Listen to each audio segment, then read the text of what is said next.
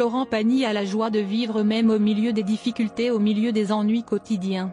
Pourtant, au début de 2022, le chanteur de Savoir Aimer a annoncé qu'il souffrait d'un cancer. S'il a reporté sa nouvelle tournée, Florent Pagny a poursuivi le tournage de The Voice. Au milieu de la tourmente, il a pu compter sur le soutien de ses fans et de ses proches. Oui, j'ai connu cette période où tu n'as envie de rien, tu n'es pas d'humeur, tu as le cœur sur la main, mais ça passe, a révélé l'heureux papa de 2 enfants.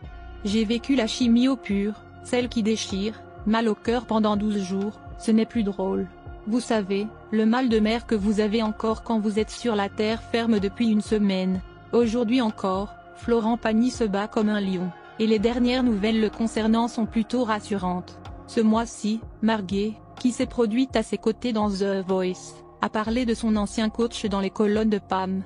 Le duo est visiblement en contact permanent. Ça m'a fait mal d'apprendre qu'il avait un cancer, mais à chaque fois qu'on était en contact, il était d'une humeur déterminée, il voulait toujours aller mieux, a avoué l'artiste, ajoutant « Pour moi, c'est un guerrier ». Au quotidien, Florent Pagny fait même des pieds et des mains pour le soutenir dans sa carrière. Il m'a dit d'être moi-même, que maintenant on savait que je chantais bien mais qu'il fallait que je montre qui j'étais. Des mots qui ont touché la star en herbe au plus profond d'elle-même.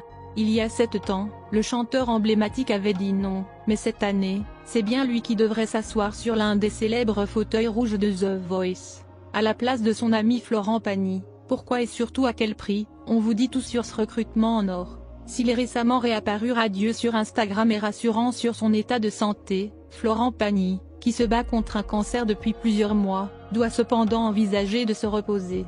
L'équipe de production de The Voice a donc malheureusement et à regret dû lui trouver un remplaçant pour la prochaine saison du télécrochet diffusé sur TF1, et un digne remplaçant. Il faut dire qu'ils n'ont pas pris la première personne venue, bien au contraire. Les équipes ont renégocié avec une immense star française qui a depuis longtemps décliné l'invitation. Qu'a-t-il réussi à négocier? Pourquoi avait-il toujours refusé ce job en or? Quant à notre cher Florent Pagny, après récupération et repos, il aura sûrement assez de projets pour occuper ses journées, que nous lui souhaitons pleines de sérénité.